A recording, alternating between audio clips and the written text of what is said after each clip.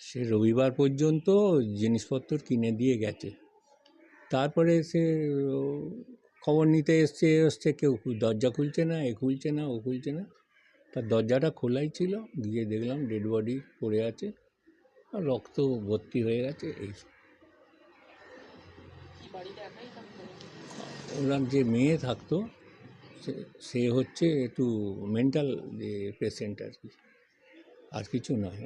ও একাই থাকতো অনেক দিন, আজকে নয়। দিলীপদা মানে মারা গেছেন কতদিন হয়ে গেল, তারপর থেকে ও একাই থাকতো। আর আমি এসে ওই ওদের খাবার পয়সা টয়সা, পেনশনের পয়সা তুলে দিতাম, যেটা এখান থেকে বাজার ফাজার করে ওরা খেত।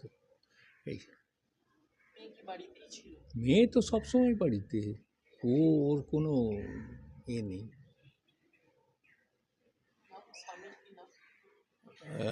দিলীপ মুখার্জি, মিনতি মুখার্জি। মেয়ে হচ্ছে ওর ডাকনাম পাপু, কুহেলি না, নামটা হচ্ছে কাকলি মুখার্জি। মামা, আমার দিদি যদি হয় তার মেয়ে মামাই হবে।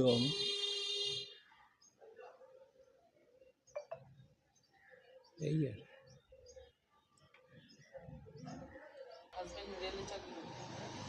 ওয়েস্ট বেঙ্গল গভর্নমেন্টের ইঞ্জিনিয়ার ছিলেন।